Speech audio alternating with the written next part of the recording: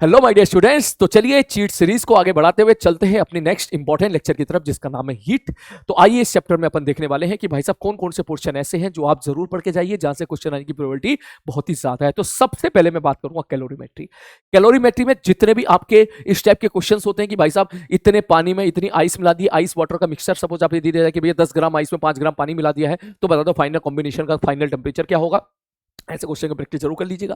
और तो ये थोड़ा सा डिफिकल्ट लेवल का सवाल होता है बेसिक लेवल जेईई मेंस के हिसाब से, वैसे तो आसानी है, इतना ज्यादा मुश्किल नहीं है, लेकिन फिर भी इसकी प्रैक्टिस करके आप जरूर जाइएगा। इसके अलावा डेल्टा क्यू बराबर एम एच डेल्टा टी और डेल्टा क्यू बराबर एम इंटू एल पे बेस्ड जितने भी क्वेश्चन आप ज्यादा से ज्यादा लगा सकते हो पीवाई क्यूज के, वो एक बार लगा लीजिएगा। इस प्रकार के सवाल आएंगे कि भाई साहब सपोज एक आइस दे रखा है और आइस दे रखा है, उसने बोल दिया भैया -20°C आइस है, 100 ग्राम आइस है, तो बता दो कितनी हीट दे दें कि फाइनली 6 ग्राम वेपर और 14 ग्राम जो है आपका वाटर है 100°C हो जाए। इस प्रकार के जो भी आपके फेस ट्रांसफर, फेस चेंज वाले जो सवाल होते हैं और जिसमें फेस भी चेंज हो रहा होता है और सेम फेस में टेम्परेचर भी राइज कर रहा होता है, इस पे बेस वाले जो क्वेश्चन है बेटा एक बार वो अच्छे तरीके से प्रैक्टिस कर लीजिएगा। थोड़ा सा ग्राफ भी देख लीजिएगा कि ग्राफ में जो स्लोप होता है, जो स्लोप होता है वो स्लोप क्या देता है। ग्राफ आप समझ गए टेम्परेचर वर्सेस टाइम का जो ग्राफ दिया था हीट का, वो भी एक बार जो अच्छे से रिवाइज कर लीजिएगा। कैलोरीमेट्री में तो बेसिकली पूरा ये दो ही फॉर्मूले पे टिका हुआ है, डेल्टा क्यू बराबर एम एच डेल्टा टी और डेल्टा क्यू बराबर एम इंटू एल। ठीक, उसके बाद अगला जो मोस्ट इंपोर्टेंट आर्टिकल है वो तुम्हारा एक है हीट ट्रांसफर, जिसमें एक आता है कंडक्शन और एक आता है रेडिएशन। बहुत ही इंपॉर्टेंट है, सवाल आने की पॉसिबिलिटी काफी ज्यादा है यहां से। कंडक्शन में आपको पता होगा एक ही फॉर्मूला पूरा कंडक्शन टिका हुआ है, जिसका नाम है dq बाई dt बराबर -ka dt बाई dx या ka delta t upon l, या इसी को आप चाहो तो माइनस लगा के मैथमेटिकल फॉर्म में आप लिख सकते हो कि sir delta q dq by dt बराबर ka delta t by l, और वहां माइनस लगा दिया करते थे। तो इस प्रकार के क्वेश्चंस, इस पे जितने भी सवाल आते हैं वो प्लीज आप कर लीजिएगा। जैसे कि मैं आपको बता दूं एक रॉड है, रॉड का यहाँ का टेम्परेचर सपोज 100°C है, यहाँ का टेम्परेचर 20°C है, तो बताओ किस रेट से हीट फ्लो करेगी। पहला सवाल, सपोज इधर 20°C की बजाय यहाँ पे 0°C कर दे और बोले भैया यहाँ पर बर्फ भर दी है, मतलब यहाँ एक बॉक्स है, यहाँ एक बॉक्स है, यहाँ पर आपने 100°C टेम्परेचर मेंटेन कर दिया, दूसरे बॉक्स में आपने जो है बर्फ भर दी है 0°C पे, कह देगा rate of melting of ice निकालो। इस प्रकार के जितने क्वेश्चंस होते हैं, या कॉम्बिनेशन ऑफ रॉड के सवाल तो बहुत ही ज्यादा पूछे गए, मतलब कॉम्बिनेशन ऑफ रॉड में तो तुम मान ले कि भाई साहब प्योर श्योर शॉर्ट है कि भाई साहब 2 से 3 सवाल तुझे मिलने ही मिलने हैं कॉम्बिनेशन ऑफ रॉड, मतलब एक रॉड है दूसरी रॉड है, और उसके बाद कह देगा या तो इनका आप के इफेक्टिव निकाल दो। ठीक, इस टाइप के जो क्वेश्चंस होते हैं उनकी प्रैक्टिस बेटा एक बार जरूर कर लीजिएगा। और मैं तो बोलूं दो रॉड हैं, दो रॉड का कॉम्बिनेशन का के इफेक्टिव का फॉर्मूला याद कर लीजिएगा। या यहां पे कुछ सवाल आपके जो है करंट इलेक्ट्रिसिटी को जो है रिलेट कर सकता है, या पता ही है आप लोगों को, आप लोगों ने पढ़ा ही होगा कि भाई साहब कंडक्शन में जो रॉड है, रॉड को हम रेजिस्टेंस से रिप्लेस कर सकते हैं, जिसकी वैल्यू होती है L अपॉन के ए। ठीक, तो उसके बाद आपका जो बीट स्टोन ब्रिज वाले सवाल हो गए या जंक्शन लो वाले सवाल है, वो सारे सवाल आपके यहां पर बन जाते हैं। प्लीज एक बार उनकी बढ़िया तरीके से प्रैक्टिस कर लीजिएगा। इसके बाद एक और इंपॉर्टेंट फैक्टर है जो कि बहुत ही इंपॉर्टेंट, प्लीज आप उसको रफ कॉपी में लिख के प्रैक्टिस कर लीजिएगा, वो है आर इक्विवेलेंट निकालना। करंट इलेक्ट्रिसिटी में हम लोग इलेक्ट्रिकल रेजिस्टेंस निकालते थे, यहां पर हम लोग थर्मल रेजिस्टेंस निकालते हैं, लेकिन दोनों का फॉर्मूला सेम आता था। मतलब समझो मैं क्या कहना चाह रहा हूं, अगर सॉलिड सिलेंडर है तो उसमें आर की वैल्यू होती थी L अपॉन के ए, जहां पर ए हो जाएगा पाई आर स्क्वायर। वहीं पर अगर बीच में खोखला पार्ट बना दिया हम लोगों ने, हमने बोला भाई साहब सॉलिड सिलेंडर है और along the axis heat flow कर रही है, और बीच में जो पार्ट है वो तुम्हारा कैविटी बना दिया एक्सिस अलोंग द एक्सिस, तो उसमें होता था L अपॉन के ए, जहां एरिया हो जाएगा pi R two square minus pi R one square. वहीं पे उसको फ्रस्टम शेप का बना देगा, तो वहां पर आता था L अपॉन, आप समझ गए मैं क्या कहना चाह रहा हूं, वो उसका जो फॉर्मूला होता था। तो ये सेम फॉर्मूला आप करंट इलेक्ट्रिसिटी में ही पढ़ते थे। जैसे एग्जांपल के तौर पे मैं आपसे बोलूं करंट इलेक्ट्रिसिटी में आप पढ़ते थे R बराबर रो L बाई ए, तो यहां जो रो L बाई ए है, यहां रो की जगह वन अपॉन के आ जाता था। यही तो अंतर था। अगर मैं आपसे पूछूं यहां पर कि मैंने कहा भाई एक मिनट रुक जा, एक मिनट रुक जा, एक मिनट रुक जा, अगर मैं आपसे बोलूं भाई इसका, अगर आपसे पूछा जाए भाई इसका बता दो रेजिस्टेंस कितना होगा, तो आप बोलोगे R बराबर रो L बाई ए हो जाएगा। ठीक, वहीं हम लोगों ने जब यहां पर आर थर्मल निकाला, तो बस इस रो की जगह आप क्या लिख दोगे, सर इसकी जगह हम लोगों ने लिख दिया था के, तो L अपॉन के ए हो गया। इसको बोलते थे रेसिस्टिविटी, इसको बोलते थे हम लोग थर्मल कंडक्टिविटी। ठीक है भाई साहब, फिर इसमें एक फ्रस्टम आता था, आपको याद होगा इस टाइप का, ये वाला शेप, इसका ये अक्सर आजकल बहुत जो है डिमांडिंग है, यहां से सवाल आ जाते हैं इस पे, सर इसमें जो आर होता था सर L अब rho L upon pi A B, जहां पर एक होता था रेडियस ये वाला और बी होता था ये वाला, मतलब एक रेडियस ये वाली और एक रेडियस ये वाली। इसका फॉर्मूला हो सके तो एक बार याद कर लीजिए। उस प्रकार अगर मैं आपको ऐसा बोलूं कि भाई साहब सॉलिड स्फीयर है और अंदर खोखला है, ये अंदर खोखला है, इसकी रेडियस R1, इसकी रेडियस R2 है, तो इसका फॉर्मूला, और होलो सिलेंडर अगर मैं आपको ऐसा दे दूं, होलो सिलेंडर में दोनों केस में फॉर्मूले, मतलब हीट अगर रेडियली आउटवर्ड फ्लो कर रही है तब क्या होगा, और हीट अगर तेरी ऐसे फ्लो कर रही है तब थर्मल रेजिस्टेंस का फॉर्मूला क्या होगा बेटा, एक बार वो बहुत ही अच्छे तरीके से आप रिवाइज करके चले जाएगा और आप कॉपी में लिख लिख के प्रैक्टिस कर लीजिएगा। थर्मल रेजिस्टेंस में बस इतना ही है। थिकनेस ऑफ आइस अक्सर कभी कभी अभी पूछा तो नहीं गया है, लेकिन आप चाहो तो थिकनेस ऑफ आइस का जो क्वेश्चन आपको कहीं कराया गया हो आप उसकी प्रैक्टिस आप बेटा कर लीजिएगा। नेक्स्ट उसके बाद इसका आता है कंडक्शन के बाद radiation. Radiation is very important. A की फॉर्मूला है, मैं अगर उसको रिवाइज कराऊं कि भाई साहब dq बाई dt बराबर वहां पर होता है E a सिग्मा t की पावर 4। इसका मतलब आपको जानते होंगे कि सर अगर सपोज एक कोई बॉडी है उसका टेम्परेचर T है तो इस रेट से हीट रेडिएट हो रही होती है, और सराउंडिंग टेम्परेचर अगर Ts है तो E a सिग्मा Ts की पावर 4 से हीट आ रही होती है। अगर मैं कहूं कि T is greater than Ts है तो इसका मतलब ओवरऑल इस रेट से हीट एब्जॉर्ब हो रही होगी। तो एक ही फॉर्मूला है, ये सिग्मा टी की पावर 4 से हीट जा रही है, ये सिग्मा टीएस की पावर 4 से हीट आ रही है। यहां पर एक ही फॉर्मूला है, मतलब इस रेट से ओवरऑल हीट जो है वो जा रही है। क्यों जा रही है, सॉरी अब्सॉर्ब नहीं, जा रही है क्योंकि टेम्परेचर क्या है मेरे भाई, ज्यादा है। इसका टेम्परेचर ज्यादा है मतलब जाने वाली हीट ज्यादा हो गई, सराउंडिंग टेम्परेचर कम है मतलब आने वाली हीट क्या हो गई, कम है। तो ओवरऑल हीट जा रही है तो बॉडी का टेम्परेचर तेरा कम हो रहा होगा, तो आप इसको लिख सकते हो ms into D T by T T. इसी पर ही क्वेश्चन आने की प्रोबेबिलिटी अच्छी खासी है। यहां पर याद रहे अगर ms से डिवाइड मार दोगे तो D T by D T आ जाएगा, विच इज आप इसको रेट ऑफ कूलिंग या rate of fall of temperature नाम से भी जानते हो। और सबसे इंपॉर्टेंट फॉर्मूला एक और है, जे मेंस वाला तो इसी में सबसे ज्यादा पूछ लेता है कि dq बाई dt बराबर E a सिग्मा t की पावर 4। मतलब ये रेट ऑफ जो अगर किसी बॉडी का टेम्परेचर T है तो किस रेट से हीट जारी होगी in the form of electromagnetic wave, तो वो बेसिकली होता है E a सिग्मा t की पावर 4, जहां T होता है टेम्परेचर ऑफ द बॉडी और इसको केल्विन में रखते हैं। इस पे बेस सवाल आने की प्रोबेबिलिटी अच्छी खासी है।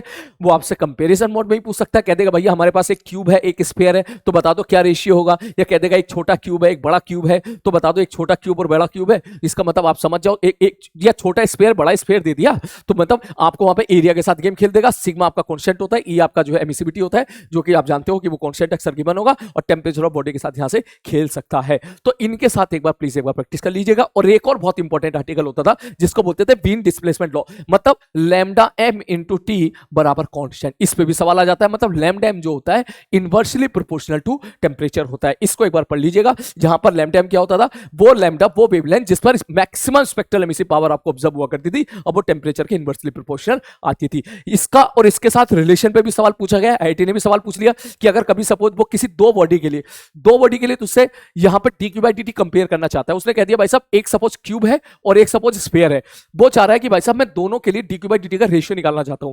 अब वो टेम्परेचर ना देके उसने लैम्डा एम दे दिया। उसने बोल दिया कि भाई साहब इसके लिए मैक्सिमम इंटेंसिटी जिस वेवलेंथ की है वो इतना है और इसके लिए मैक्सिमम इंटेंसिटी जितनी है वो इतना, मतलब दोनों का लैम्डा एम उसने दे दिया। तो इसका मतलब लैम्डा इनवर्सली प्रोपोर्शनल टेम्परेचर हो जाएगा। इन दैट के जब आप रेशियो निकालोगे तो हो सकता है ई ए सिग्मा, ये सारी वैल्यूज आपको दे रखी है उसने, तो जो जब आप रेशियो करोगे D Q by D T by 1 upon D Q by D T upon 2 करोगे तो T one by T two आ जाएगा। तो वो T one by T two अगर गिवन नहीं होगा तो वो जैसे लैम्डा के साथ खेल देगा, तो आप उसको लैम्डा 2 बाई लैम्डा 1 से आप वो वैल्यू पुट करके वो रेशियो वगैरह निकाल सकते हो। तो कंडक्शन में और रेडिएशन में बेटा इतना ही था। अगर तमीज से आपने इतना कर लिया तो believe me this is more than sufficient. इतने की ही आप अच्छे से प्रैक्टिस कर लीजिएगा। मतलब इस वाले सवाल में कभी एरिया दे दे, टेम्परेचर को डिग्री सेल्सियस में दे दिया तो आप उसको केल्विन में कन्वर्ट कर लीजिएगा। ऑल तो जब इसको मैं एमएस से डिवाइड मारूंगा तो इसी का एक्सटेंडेड वर्जन आपका न्यूटन ऑफ कूलिंग आता है। तो न्यूटन ऑफ कूलिंग इस साल हमारे सिलेबस से हट चुका है, जिसमें इस प्रकार के सवाल होते हैं कि चाय का टेम्परेचर अभी अगर 80 डिग्री सेल्सियस है, 3 मिनट में चाय 80 से 70 डिग्री सेल्सियस पहुंच गई तो अगले 2 मिनट में चाय कहां पहुंचेगी। तो ये हमारे सिलेबस में इस साल से हट गया है, तो अननेसेसरी इस पर टाइम वेस्ट ना करें। जब भी आप पीवाईक्यूज लगा रहे हो तो इस पर भी जितने भी सवाल थे उन सवालों को आप हटा सकते हो, क्योंकि वो इस साल से हटा दिया गया। लेकिन इससे तो अब बचा क्या, अब यही तो बचा इसमें, न्यूटन ऑफ कूलिंग हटा दिया तो यही तो बचा इसमें, केवल एक ही फॉर्मूला बचा ये सिमेट्रिक विभाव। तो आई थिंक यहां से क्वेश्चन आने की प्रोबेबिलिटी क्या है मेरे भाई, बहुत ही ज्यादा है। तो ये तुम्हारा कंडक्शन हो गया, रेडिएशन हो गया, और उसी प्रकार थर्मल एक्सपेंशन में कुछ ही 2-4 चुनिंदा फॉर्मूले हैं। क्या, डेल्टा एल बराबर L alpha delta T, delta A बराबर ए बीटा डेल्टा टी, और डेल्टा बी बराबर बी गामा डेल्टा टी। ठीक, इस तरह के सवालों में एक बार जरा प्रैक्टिस कर लीजिएगा कि भाई साहब कैसे जो है जो वो कह देगा भैया अभी इतना टेम्परेचर है, इतना टेम्परेचर बढ़ाने पे इसका इतनी लेंथ बढ़ गई है तो अल्फा बता दो कितना होगा, या बीटा बता दो एरिया, या ओवरफ्लो वाले सवाल आ सकते हैं। कभी कभी गामा पेरेंट का मतलब एक बॉडी है, सपोज एक मान के चलो एक ग्लास भरा हुआ है, बीकर भरा हुआ है, बीकर के अंदर पानी भर रखा है आपने, और वो तुझे गामा पेरेंट बता दो, तो शायद आपको बताओ गामा पेरेंट हम लोग लिखते हैं gamma of liquid minus gamma of beaker. तो इस प्रकार के सवाल इससे अक्सर यहां पर पूछे जाते रहे हैं, और इसी सवालों को वो एरर के साथ मिक्स कर देगा। ये बहुत इंपॉर्टेंट चीज मैंने यहां पे बताई है, प्लीज हो सके तो इसकी प्रैक्टिस कर लीजिएगा। एरर के साथ मतलब जैसा आपको पता है कि टाइम पीरियड और सिंपल पेंडुलम टी बराबर 2 पाई अंडर एल बाई जी होता है, कह देगा भैया टेम्परेचर बढ़ा दिया हमने, अब अगर टेम्परेचर बढ़ाया तो लेंथ बढ़ जाएगी, तो फाइनल कितनी हो जाएगी, L not 1 plus alpha delta T हो जाएगी। तो इसका मतलब लेंथ बढ़ गई तो टाइम पीरियड बढ़ गया, टाइम पीरियड बढ़ गया तो सिंपल पेंडुलम स्लो हो गया। तो वो आपसे पूछ लेगा कि भाई साहब dt बाई dt कितना होगा। मैं आपसे कहना चाह रहा हूं कि सर अगर मैं ऐसा बोलूं t बराबर 2 पाई अंडर रूट LYG कोई रिलेशन है, तो इसमें कैसे वो एरर के साथ खेल देगा। सर अगर वो मैं शॉर्टकट तरीका लगाऊं, आई होप आप समझ रहे होंगे, डेल्टा टी बाई टी आप लिख सकते हो सर, इसको आप ऐसे लिख दो 2 पाई अपॉन रूट जी इंटू एल की पावर हाफ, ये कॉन्स्टेंट है तो ये आ जाएगा half delta L by L, और डेल्टा एल बाई एल को हम लोग लिखते हैं अल्फा डेल्टा टी। तो ये आपका आता है delta T by T. Delta T काट मत देना वरना सवाल निपट जाएगा। ये आप लिखोगे यहां पर डेल्टा थीटा, मतलब यहां पर delta T by T, delta T change in time period और delta theta is increase in the temperature. तो इसके साथ सवाल पूछे गए हैं, कह देगा भैया टेम्परेचर में 100 डिग्री सेल्सियस इंक्रीज कर दिया तो बताओ चेंज इन टेम्परेचर कितना होगा, या यहीं से आप डेल्टा टी बाई टी को एरर के साथ खेल देगा। आपको पता होगा यहां से हम लोग जो है एरर वाले सवाल भी यहां से पूछे जा सकते हैं। या उसी प्रकार से मोमेंट ऑफ इनर्शिया हो गया, आप जानते हो मोमेंट ऑफ इनर्शिया सपोर्ट जिसका mr²/2 है, ठीक है भाई साहब। अब वो कह देगा कि सपोज जो रेडियस है, रेडियस में हमने कुछ ये टेम्परेचर बढ़ा दिया, टेम्परेचर बढ़ा दिया भाई साहब क्या होगा, रेडियस चेंज हो जाएगी, मास तो सेम रहने वाला है। तो आप सीधा बोलोगे sir delta I by I बराबर निकल के आ जाएगा। सर ये क्वेश्चन घर को गया 2 into delta R by R, और डेल्टा आर बाई आर को आप लिख सकते हो अल्फा इंटू डेल्टा थीटा। तो यहां से आपसे डेल्टा आई बाई आई इस टाइप के सवाल आपसे पूछे जा सकते हैं। तो ऐसे सवालों की प्रैक्टिस जे मेंस के लिए फेवरेट है, वैसे सवाल रिपीटेडली पूछता रहता है, तो प्लीज इस तरह के सवालों की प्रैक्टिस आप कर लीजिएगा। तो बेसिकली इतना ही था थर्मल एक्सपेंशन में जो है, और भी थोड़ा सा एक बार प्लीज पीवाईक्यू लगा लीजिएगा, क्योंकि पीवाईक्यू लगा लोगे तो आप उसके जो लैंग्वेज है, किस प्रकार के वो सवाल पूछता है, वो थोड़ा एक बार आपको उससे आइडिया मिल जाएगा।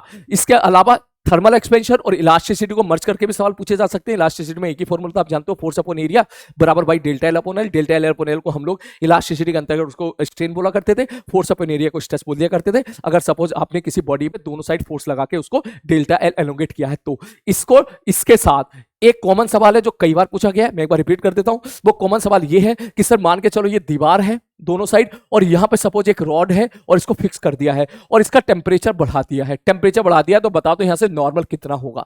ये वाला सवाल कई बार पूछा गया है, मैं एक बार ही बता देता हूं। सर अगर आप टेम्परेचर बढ़ाओगे तो ये जो रॉड है, रॉड ये एक्सपेंड होना चाहिए, एक्सपेंड होना चाहिए तो दीवारों से दोनों तरफ से नॉर्मल लगेगा, दोनों नॉर्मल को सेम होना पड़ेगा, क्योंकि जाहिर सी बात है रॉड इक्विलिब्रियम में है तो आगे वाला फोर्स बराबर पीछे वाला फोर्स, तो दोनों नॉर्मल आपके सेम हो जाएंगे। तो आप सीधी बात बोलोगे सर सवाल को करने का तरीका तो दूसरा होता था, जिसमें हम लोग delta L1 plus delta L2 बराबर 0 करते थे। हम दो तरह के इवेंट कंसीडर करते थे, एक होता था थर्मल एक्सपेंशन, एक होता था इलास्टिसिटी कंप्रेशन। लेकिन सवाल करने का एक शॉर्टकट तरीका होता था, हम सीधा बोलते थे सब फोर्स अपॉन एरिया, ठीक है, बराबर by delta L upon L, और डेल्टा एल अपॉन एल की जगह हम डायरेक्ट लिख दिया करते थे क्या सर अल्फा डेल्टा थीटा। ये अल्फा डेल्टा थीटा ये आपका हो गया नॉर्मल अपॉन एरिया। इस पे काफी जो है 4-5 सवाल पूछे गए हैं, जिसमें आपसे कभी नॉर्मल पूछ लेगा तो एरिया उधर मल्टीप्लाई कर दो, स्ट्रेस पूछ लेगा तो ये आपका स्ट्रेस आ गया है, यंग्स मॉडुलस देके स्ट्रेस आ गया, आप स्ट्रेन पूछा जा सकता है। इस टाइप के छोटे छोटे सवाल आपसे यहाँ पे बनाए जा सकते हैं।